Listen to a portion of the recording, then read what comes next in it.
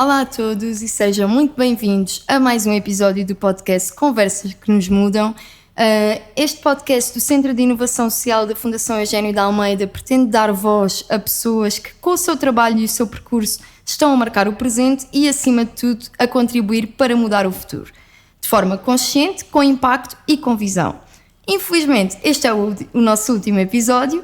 Eu sou a Nicole, faço parte da equipa do CIS e hoje tenho o enorme prazer de receber uma convidada muito especial, Bárbara Leão, que, entre muitas coisas, é empreendedora, investigadora, mentora, autora e, de facto, uma das grandes referências do ecossistema de impacto em Portugal. Bem-vinda, Bárbara, obrigada por ter aceito o convite. Muito obrigada pelo convite, é um prazer estar aqui. Obrigada. Antes de começarmos propriamente a nossa conversa e para quem nos ouve, deixar aqui um breve enquadramento sobre o seu percurso, Bárbara. É licenciada em Mestre em Gestão pela Nova, doutorada em Marketing pelo ISCTE, ainda estudou Ecologia no Reino Unido e essa ligação ao ambiente reflete-se um bocadinho em tudo o que faz, porque quando nós pesquisamos descrições da Bárbara aparece em todo o lado que é uma ecologista de coração. É cofundadora de várias organizações ligadas à sustentabilidade, mentora de centenas de projetos de inovação social e, como já foi referido, uma das principais impulsionadoras do investimento de impacto em Portugal. Atualmente é diretora também do Impact Innovation Fund na 3XP Global, que é o primeiro fundo de investimento de impacto liderado por mulheres em Portugal. Desta forma, tem contribuído ativamente para transformar a forma como nós vemos o valor, o retorno e o futuro dos negócios. No meio disto tudo, a Bárbara ainda teve tempo para escrever não um, mas 2 livros, mas com destaque aqui para o seu livro Gilding, A Evolução Natural do Marketing, que é relativamente recente, publicado em 2023, que se apresenta como uma proposta desafiante e original sobre o papel das marcas e do marketing no mundo em que vivemos. Bárbara, depois desta apresentação é um bocadinho difícil saber por onde começar, não é? Porque a Bárbara já fez de tudo. Mas se calhar, para quem nos ouve e até pode ter um percurso similar ao da Bárbara aqui da área do ensino universitário, esta ligação entre o seu percurso profissional e académico foi algo que já estava muito bem definido? A Bárbara sempre achou que iria ou sempre quis fazer o que faz agora, ou foi algo que foi surgindo um bocadinho à medida que o tempo passou? De facto não foi planeado, eu nunca tive uma estratégia para a minha carreira, apesar de se calhar dever ter tido, mas acho que a única coisa que fiz foi muito consistente e muito coerente com aquilo que me movia. E rapidamente percebi que o marketing, portanto é a minha escola principal, eu sou gestora, mas de facto o marketing é das principais escolas e o facto de ter passado em multinacionais, aprendi muito acerca do serviço que pode fazer ao ecossistema, não é? A função do marketing no ecossistema. Por outro lado, também observava que de facto havia muita extração, muita destruição com base em consumo excessivo, etc., e na altura que eu estava a trabalhar esses contextos não havia base académica que me pudessem ajudar a seguir caminhos novos e diferentes e seguir talvez um pouco mais a ética que eu procurava ter enquanto fazia negócios ou enquanto geria. E portanto, na altura decidi largar a multinacional onde estava, com todo o respeito e aprendizagem que tive, porque de facto foi um lugar incrível, mas dedicar-me a um contexto de doutoramento, com a sorte de ter uma bolsa nacional, da FCT na altura, que me permitiu verdadeiramente estudar como é que o marketing acontecia no contexto de consumo consciente, portanto, qual eram as atitudes do consumidor perante estas novas, na altura, tendências, agora must have, não é? De sustentabilidade, isto no início, portanto, devo ter sido provavelmente as primeiras pessoas a ajudar. Estou a salientar isto porque acho que há uma noção muito importante e que não sei se nos é permitido muitas vezes, especialmente enquanto mulheres, sermos o que queremos ser. E portanto há uma pressão social constantemente, principalmente ao nível profissional, para seguir determinado caminho, determinada carreira. E tem que haver uma resiliência e uma noção muito grande de identidade e de, pelo menos, sentirmos a liberdade que podemos tentar fazer o nosso caminho. E isso foi algo que eu não sei de onde fui buscar, talvez à minha mãe, ao meu pai, à minha família, não sei, mas de facto acho que essa consistência em, pelo menos deixem-me tentar fazer o que eu acredito que é o que eu quero fazer e sentir essa esse suporte familiar para de facto conseguir dar os meus próprios passos. Isso levou-me de facto a um doutoramento. Eu adoro estudar, eu tenho um respeito enorme pela academia, algumas contradições e também algumas dificuldades com ela, mas é como em tudo, não é? Mas eu penso que é muito importante, quando estamos a falar de sustentabilidade, de impacto, de regeneração, ou seja, aqui grandes construtos ou grandes temáticas, digamos assim, sabermos o que estamos a falar. Por norma, quando nós usamos a palavra sustentabilidade, nós, em geral, nem sempre quem usa as palavras conhece a sua definição, a fonte de onde vem, os pressupostos que estão por trás, como é que é montado aquele construto, o que é que efetivamente aquela palavra quer dizer. E o que acredito é que até nós conseguimos ter este nível de profundidade e entendimento nas matérias, nós não conseguimos produzir transformação. Tem que haver um estudo. E a verdade é que mais tarde, ao nível de pós-doc, agora depois voltei a casa, voltei à nova, e no contexto em que estava a escrever o meu livro Gilding, foi esse exercício intelectual já com a escola da regeneração, não com a escola da sustentabilidade, e se fizer sentido podemos ir à diferença entre as duas, mas neste sentido de como é que, portanto, a escola da regeneração traz muito a ponte de linguagem entre os sistemas vivos, portanto, a biologia e a ecologia profunda, e, no meu contexto, o marketing ou a gestão. Portanto, eu faço essa ponte, portanto, começo a entender os sistemas vivos na perspectiva natural e biológica e depois traduzo isso para a linguagem de gestão. E é o que é a proposta do meu livro, é exatamente esta proposta de entendimento dessas linguagens. Parece desafiante. É desafiante, a ponto de eu chegar à conclusão que o conceito de marketing para mim está obsoleto, ok? E por isso é que a palavra gilding surge neste contexto e posso explicar brevemente.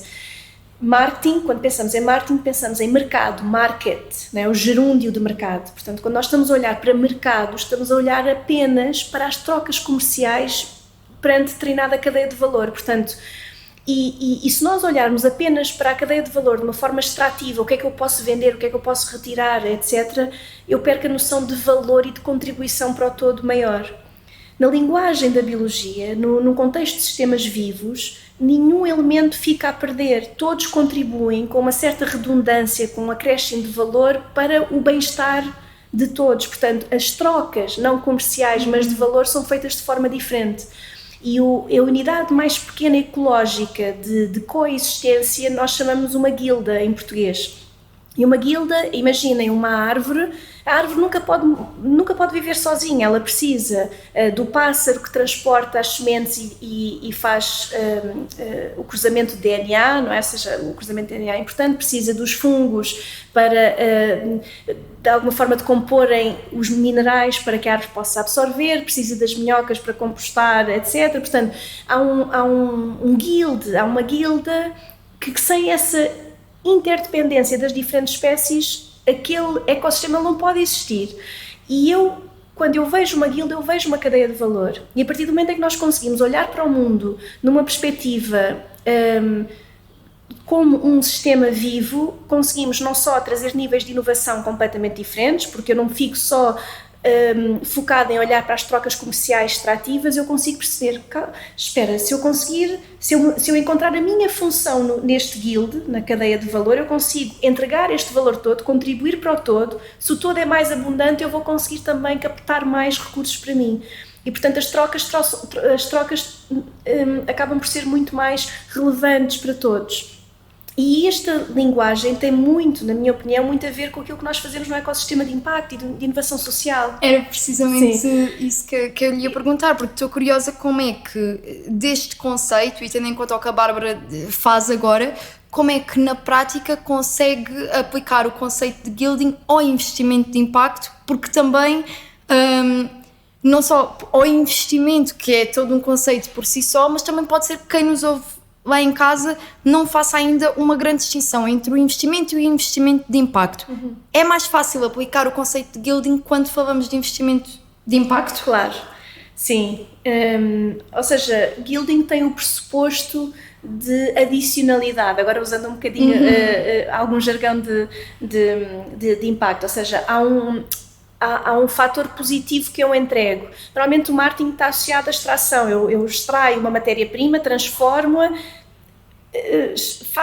transformo, valorizo-a de alguma forma e depois vendo, e depois o ciclo não se fecha e há, enfim, não há compostagem, portanto não há reintrodução na cadeia de valor de volta daquele desperdício que houve no final da cadeia de valor.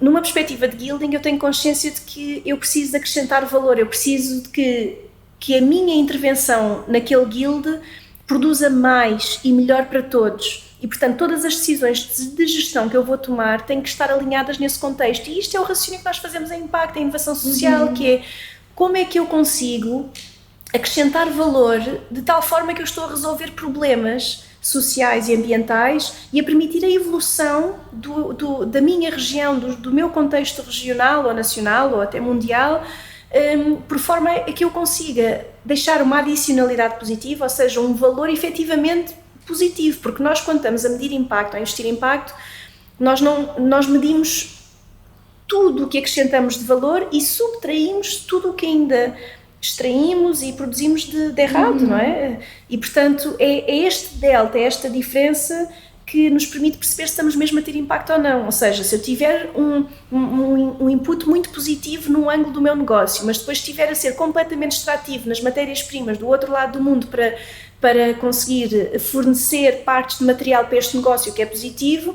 eu não vou ter uma adicionalidade positiva, não é? Na verdade, eu continuo num lugar com um posicionamento de, quem sabe até de greenwash, não é? Porque estou a comunicar que estou a acrescentar muito valor, mas na verdade estou a destruir. Claro, e acha que é esse também, esse apelo e essa consciência do impacto positivo que podemos ter, que pode fazer um investidor mudar a sua mentalidade para o investimento de impacto? Ou acha que isso é uma transição difícil? Tal como a Bárbara, por exemplo, também já referiu que teve no percurso das multinacionais e com todo o respeito, mas qual é que foi o ponto que a fez mudar não, posso estar a criar uma coisa com mais impacto ou posso estar a contribuir para que esses resultados de economia social sejam mais mensuráveis? Acha que há um ponto em que o investidor pode mudar esse mindset? Quer deixar esse apelo ou acha que cada um com a sua finalidade?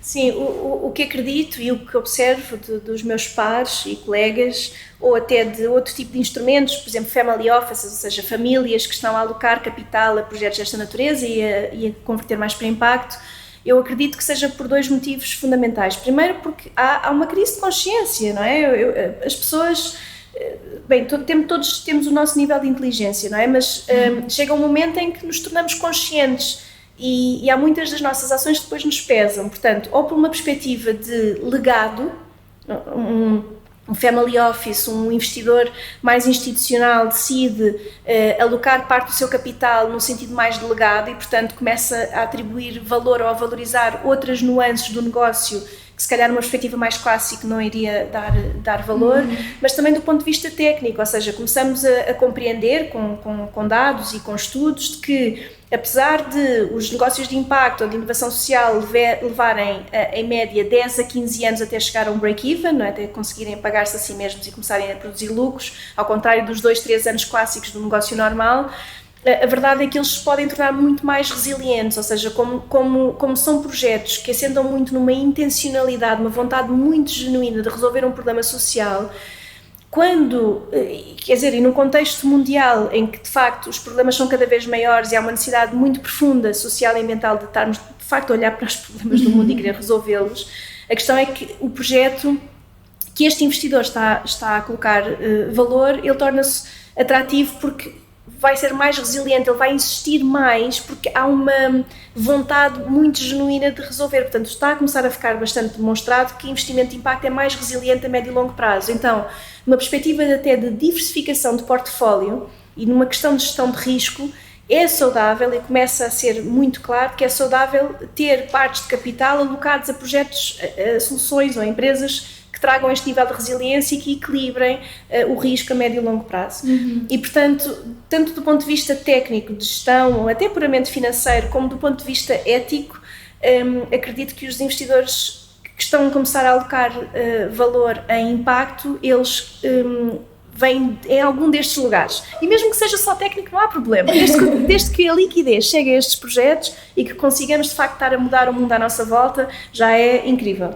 de uma forma ou de outra, Sim. toda a gente pode deixar o seu contributo. Exatamente. E a Bárbara mencionou agora o panorama global, não só o panorama português, e queria também saber qual era a sua opinião, porque, e corrija-me se estiver errada, mas a Bárbara representou a 3XP Global naquele que foi a World Business Angel Investors Week em 2024, num painel sobre diversidade e inclusão, e queria aqui saber essa experiência, e contactando com pessoas fora da nossa realidade, deu-lhe algum insight novo daquilo que a Bárbara já sabe e faz diariamente?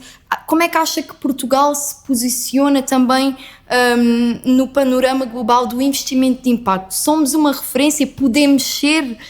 O que é que nos falta? Gostaria de ouvir a sua opinião também sobre isso, sobre essa experiência.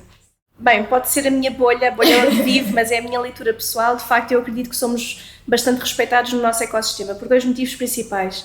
Porque fomos, em mérito de figuras muito importantes no ecossistema, que não vou mencionar os nomes todos, mas temos uma agenda pública e política forte, consistente, há quase 10 anos, diria eu, tanto quanto sei, fundada na estrutura de missão Portugal Inovação Social, que nos permitiu ter dos primeiros recursos e primeiros instrumentos públicos, na altura 150 milhões para a inovação social, para se testarem pilotos, etc. E, portanto, Portugal, neste contexto, com este tipo de agenda pública, conseguiu produzir pilotos e testar e capacitar o ecossistema de tal forma em que hoje em dia os nossos modelos são mais híbridos, ou seja, há uma diferença muito grande porque houve esta vontade política, porque houve também um movimento civil que se juntou, ou seja, reuniram-se as condições e muita resiliência, com certeza, de pessoas muito inteligentes a fazer isto acontecer.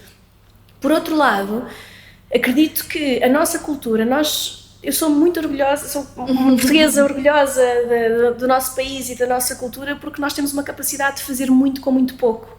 E, portanto, quer dizer, é perfeito num contexto em que, de facto, temos os recursos imperfeitos, há milhões de falhas, todos sabemos as dificuldades que é determinados contextos de ceder recursos em contexto de inovação social, mas temos a vantagem, eles existem e, portanto, conseguimos, de alguma forma, aproveitá-los com a nossa capacidade de resiliência e superação e enfim, algumas expressões até que nos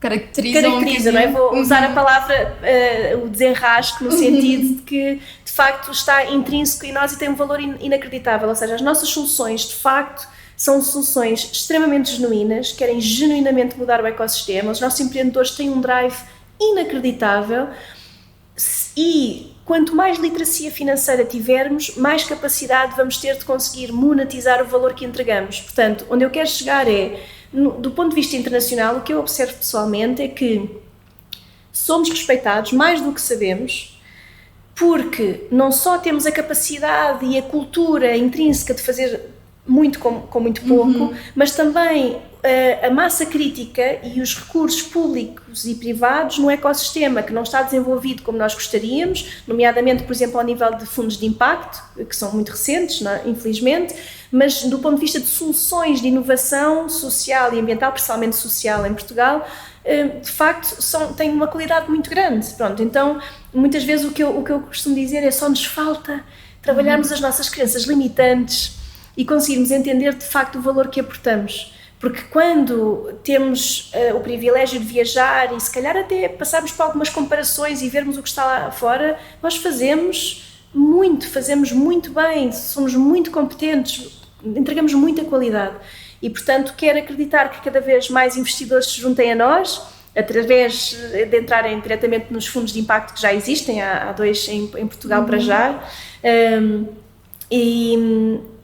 ou investir diretamente nas organizações e também terem essa literacia, não é? Porque também o investidor tem que ter essa literacia. Saber analisar um projeto de inovação social não é o mesmo que analisar um projeto de clássico, digamos assim, não é? Portanto, a literacia é para os 2 lados e se nós conseguirmos convergir na linguagem, entendermos melhor tanto o investimento como nos projetos, esta conciliação vai acontecer de forma mais rápida. Então, o futuro é positivo, está confiante. Sim.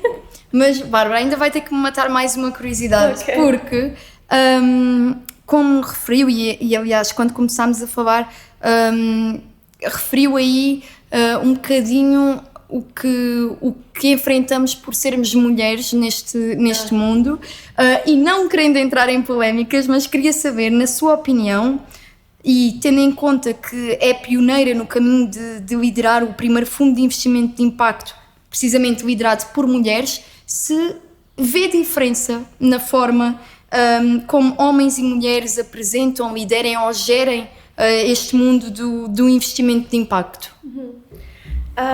Há de facto qualidades, eu não sei se são qualidades de mulheres ou de feminino, não é? Do feminino, da energia feminina, de cuidado, de empatia, enfim, de entendermos uma profundidade diferente. O mundo do dinheiro é maioritariamente governado por homens, nós sabemos disso e não há questão. Também não quero acreditar que de repente devia ser desequilibrado outra vez e ser gerido só por mulheres, ou por uma energia feminina. Eu pensei que o que precisamos é de equilíbrio e, de facto, infelizmente só 1% de instrumentos desta natureza é que estão nas mãos de mulheres, mas também quero acreditar que a partir do momento em que uma nova geração que vem de talento, que quer trabalhar em propósito, quer deixar legado, quer estar a desenvolver as suas carreiras em contextos com sentido, um tipo de cultura organizacional que não tem estas componentes femininas de empatia, de aporte de valor, etc., vai ficar descontextualizada perante aquilo que as novas gerações estão a querer e desejar. Portanto, eu penso que cabe a todos, não só a mulheres, mas principalmente às mulheres, de entenderem que temos competências que são diferentes pelas nossas capacidades fisiológicas, não é? Que são de facto diferentes, de entender o mundo por ângulos que podem trazer muitos diferenciais ao negócio. E eu acredito que o principal deles todos é: nós não deixamos de ser técnicas, portanto a parte da estrutura financeira tem que estar lá, porque senão é mau também para o projeto, atrair investimento quando não estão preparados. Portanto, essa parte técnica não muda e as mulheres conseguem fazer análises da mesma forma que fazem homens, portanto são competências intelectuais transversais. Mas de facto o escrutínio e o entendimento, a empatia por questões, por exemplo, de governança, por norma são melhor avaliadas por mulheres. Não é por acaso que no contexto de impacto e inovação social há mais mulheres, às vezes nem sempre nas posições de liderança máxima, de topo, mas em geral há muito mais mulheres porque temos mais sensibilidade para os temas e queremos dedicar-nos mais e melhor aos temas. Claro que falta é chegarmos a um lugar em que de facto esteja ainda mais equilibrado, porque eu quero mesmo acreditar, e aliás há uma fonte, até posso partilhar, de que em 2030 está previsto, penso que era na UK, 60% dos ativos estarem sob a gestão das mulheres. Eu gostava de ver estes números ao nível mundial, a fonte de facto só se referia àquela região, mas passa um sinal muito interessante acerca da mobilização dos ativos e por quem é que vão ser cuidados. E isto passa-me outro sinal ainda um pouco mais subliminar, que é: eu quero acreditar que ativos que trazem valor para o ecossistema, geridos por mulheres, eles vão ser extremamente técnicos, porque nós não deixamos de entregar qualidade técnica, mas que vão ter layers adicionais de empatia. E eu penso que o valor, quando é construído numa base ética, de empatia, de comunhão e de vontade genuína de entregar, acho que o negócio fica mais robusto em todos os níveis. E eu acho que este é o grande valor, acho que é a grande contribuição que uma energia mais feminina no mundo dos negócios e no mundo de instrumentos, de capital, pode trazer. Claro, e fica esta reflexão que tenho que dizer que partilho dessa esperança, até porque também a nossa equipa aqui no Centro de Inovação é uma equipa de mulheres. Sim. e portanto fica também esse apelo. O tempo passa a correr, Bárbara, é verdade. Tenho a certeza que haveria muitas mais coisas para falarmos. Não a posso deixar ir embora sem a pergunta da praxe, que nós temos aqui os nossos convidados a falar um bocadinho do seu percurso, da temática em que são especialistas, mas o que nós queremos saber é: qual é o seu maior sonho? Que se calhar é a pergunta mais difícil. Uau! O meu maior sonho... Não sabia que vinha uma pergunta difícil. Eu gostava muito, eu neste momento gostava muito de estar a trabalhar no corredor verde ibérico que precisamos para travar a subida do Sara, e gostava de começar num dos projetos que estou a iniciar, na barragem da Bravura, e dar essa contribuição, talvez a minha grande contribuição. Vamos ver se vou conseguir ou não, mas é um sonho, é uma tentativa, e acho que é uma coisa que precisamos todos fazer, que é pelo menos tentar chegar aos lugares em que queremos. Se não chegarmos, enfim, pelo menos não vamos daqui sem termos tentado. Portanto, se eu pudesse ter um sonho concreto agora e palpável, é este corredor verde que já desejo coletivamente há muito tempo, e poder usufruir dele com presença. Acho que o lifestyle e a forma como vivemos a nossa vida, se conseguir ser presente, de usufruto, também é parte daquilo que eu sonho para os meus próximos anos, conseguir estar mais presente, menos no computador, e a conseguir pôr as mãos mais na terra e os pés também. É um ótimo sonho. E daquilo que nós conhecemos, temos a certeza que se vai realizar. Bárbara, boa sorte para isso. Muito obrigada por esta conversa. É sempre muito inspirador ouvi-la falar, e é um verdadeiro privilégio poder contar com a sua presença aqui. Infelizmente, chegámos ao fim do nosso podcast. O último episódio não podia ter terminado de melhor forma aqui com a Bárbara Leão, mas queremos também agradecer a toda a gente que nos acompanhou ao longo destes episódios. Agradecer também à Fundação Eugénio de Almeida por nos dar esta oportunidade de mostrarmos um bocadinho de uma forma diferente qual é a nossa luta e a nossa missão diária. Agradecer também às minhas colegas Inês Silva e Margarida Oliveira por se juntarem a esta iniciativa, e obrigada a todos. Continuamos a gerar impacto positivo. Obrigada. Muito obrigada. A Operação Mais Impacto Social foi apoiada pelo Portugal Inovação Social, pelo Programa Regional do Alentejo 2030, pelo Portugal 2030 e pela União Europeia, os fundos europeus mais próximos de si.